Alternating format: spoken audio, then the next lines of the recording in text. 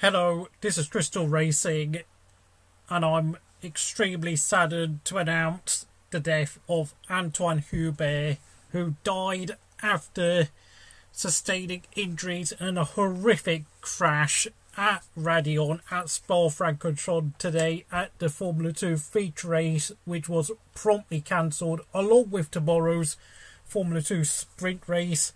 No news on whether the Formula 3 or the Formula 1 race will be cancelled.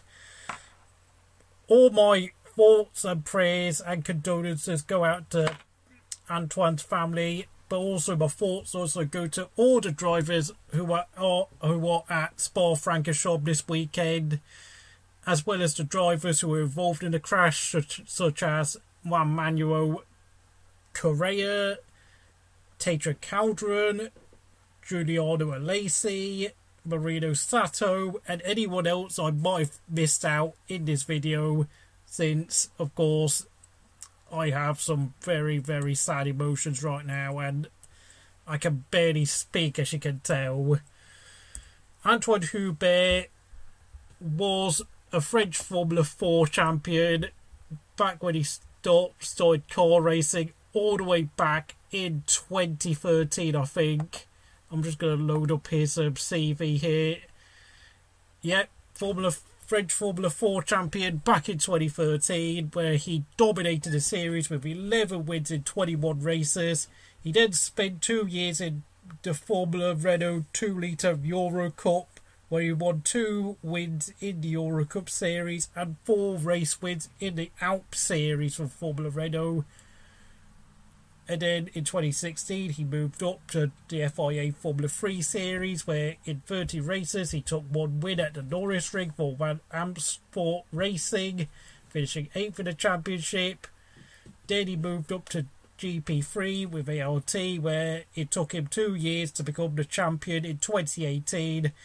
And of course, 2018 was the final season of GP3, meaning that he will be forever the reigning GP3 champion, which of course in context of today's event is very fitting, but also very sad and tragic.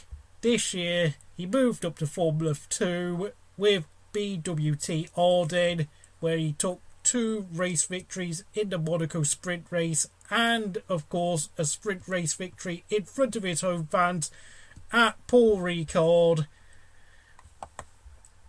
Of course, there were many people in the Formula 1 and Formula 2 paddock who were rating him for a top seat, for a potential ride at top teams such as ART for next season, or maybe Virtuosi, since of course he has been very quick but not always having luck on his side. And of course he was a member of the Renault Sport Formula 1 Academy, of course being guided by the likes of Cyril Beatbull and Alan Prost. Absolutely tragic.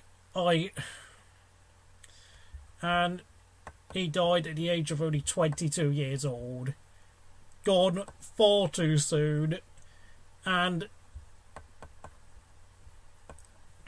you know, it's probable, had he kept up his progress that we've seen this year, and of course the progress he made from last year in GP3, he would have made it to Formula 1. How much success he could have had in Formula 1 is completely speculative, but the fact of the matter is he always had quite a decent amount of talent, and you've got to realise he's not always had that much money behind him. I mean, you've got to realise going to the Renault Sport Academy has helped him out an awful lot to make his big move up to Formula 2, where of course the spending costs are absolutely massive.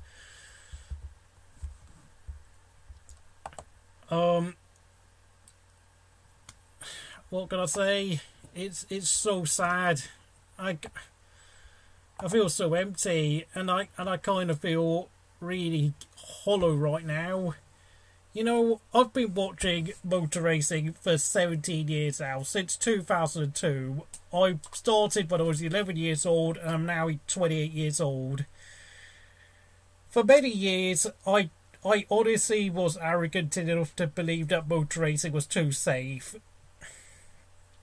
But, of course, the more accidents you see, and the more serious incidents and horribly life-threatening and permanent injuries that you can see to certain drivers like Alex Zanardi, Billy Monger and Robert Wicked, as well as the tragic deaths in other series like IndyCar, it really does dawn on you that there's a reason why the FIA and many organisations keep working on safety, because you never know, because the thing is with technology, the cars will always become faster and carry more speed through the corners. And the fact of the matter is,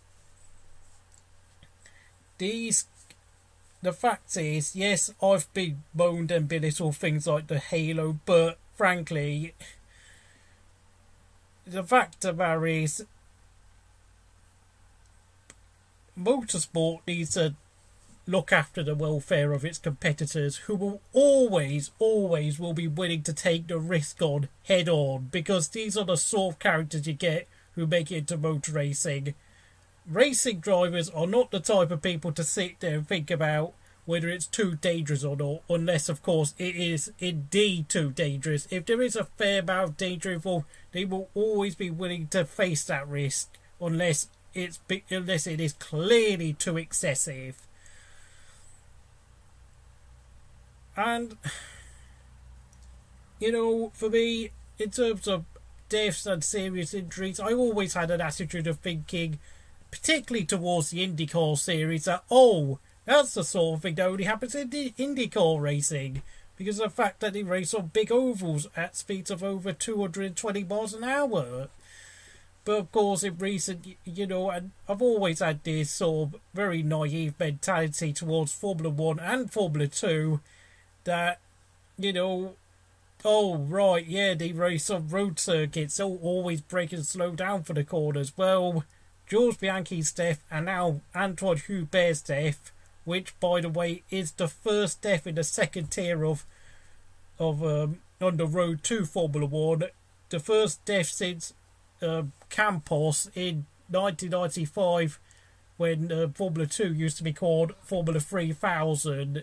Is the first time in 24 years that death has happened at the second tier of the Formula Junior categories. And, you know, now I might go into a bit of graphic detail. If you want to turn this video off, you can, but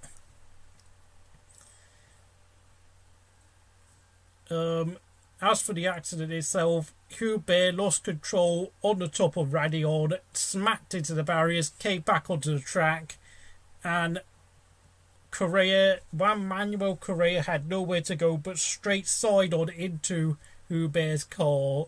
Now, I know some people compared the accident to Alex Zanardi back in 2001, but Zanardi had lost control, having come out of the pits, so a car that was, before he made contact with Tagliani, was completely undamaged. But of course, in Hubert's case, his car already picked up a lot of damage, meaning that the second impact was always going to tear his car apart, and Hubert quite simply stood no chance. I want everyone to take this minute to sit there and think about the life we have lost today.